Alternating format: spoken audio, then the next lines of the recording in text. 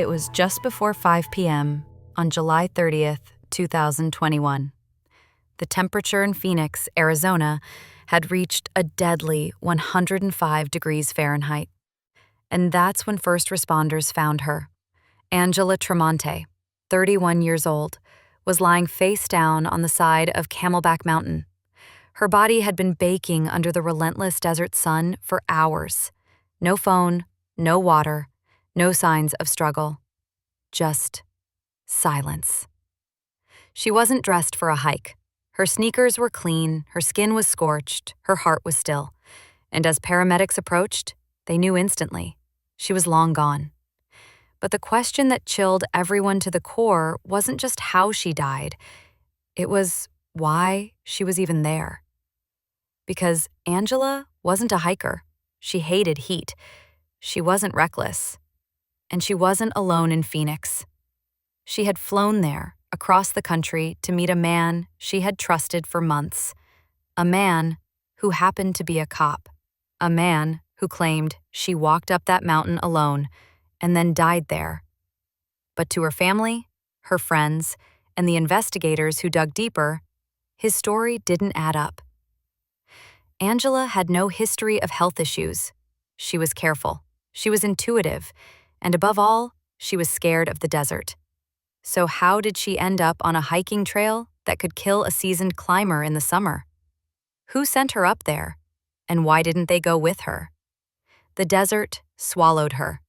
But the truth, the real truth, has refused to stay buried. This is the story of Angela Tramonte, and how a weekend getaway turned into a nightmare no one can explain. Not yet. August 2021. The brutal Arizona sun beat down over Camelback Mountain. It was just after 6:30 p.m. when emergency responders received a call. A woman's body had been found lying face down near a home at the base of the Echo Canyon Trail. Her skin was burned, her clothes soaked in sweat, and her limbs twisted unnaturally.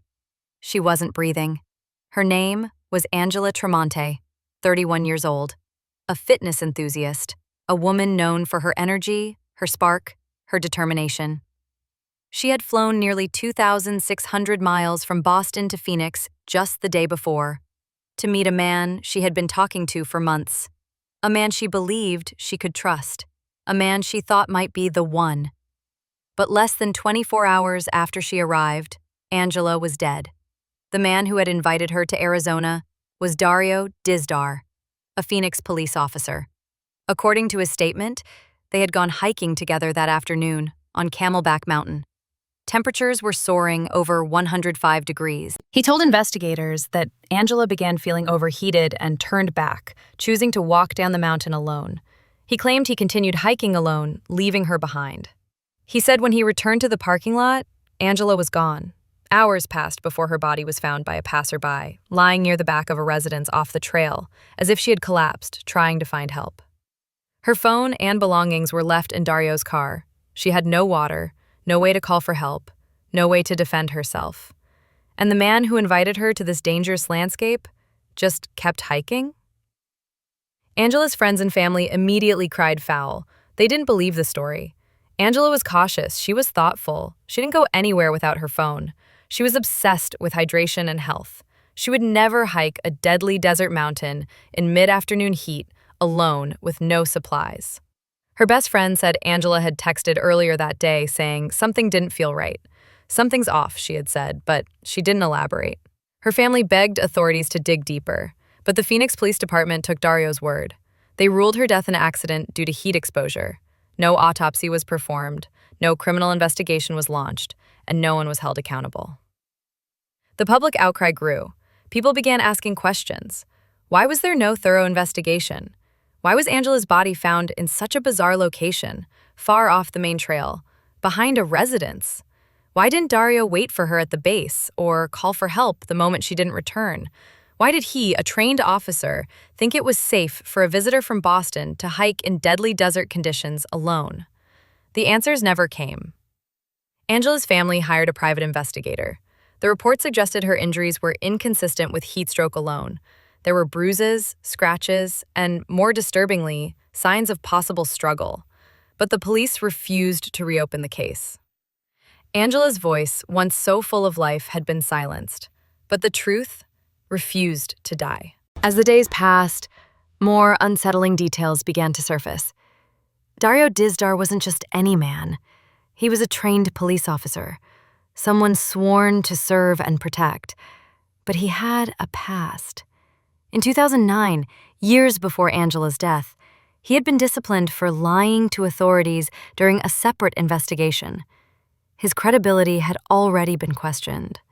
Yet, this was the man whose word police relied on to close Angela's case.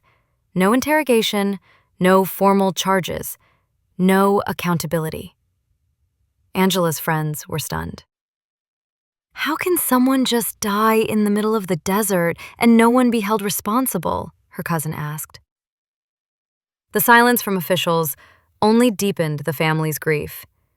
Angela had been texting throughout the day before her death. Her last message was cryptic, but haunting. "He's acting strange. I don't know if I feel safe," she reportedly wrote to a friend, but she didn't explain further. That was the last anyone heard from her. Her family believes she sensed something was wrong, that perhaps she tried to leave, tried to run, but the terrain was brutal, rocks, cliffs, and cactus-lined paths, the heat relentless. And Angela wasn't from Arizona. She was a Boston girl. She didn't know these trails. She didn't know how unforgiving the desert could be. But someone else did. Someone who lived there. Someone who should have known better. Her body was found with her shoes off. Her bare feet were scorched and blistered. There were no signs she tried to protect herself from the sun. No shade, no shelter. She had likely been wandering for hours. But strangely, her location, behind a home at the trail's base, wasn't that far from help. If she'd collapsed just minutes sooner, someone might have saved her. So why did it take so long for her to be found? Why did the man she traveled across the country to see wait nearly 4 hours to call for help? Dario told officers he assumed she'd gotten a ride home, but her wallet, keys, and phone were still in his car. That excuse made no sense. Angela's family held a vigil outside Camelback Mountain weeks after her death. They placed photos, flowers, and candles near the spot where she had taken her last breath. Her mother sobbed as she clutched a framed picture of her daughter. "She was supposed to come home," she whispered. "She had plans. She had dreams." The injustice of it all weighed heavily on them. This wasn't just a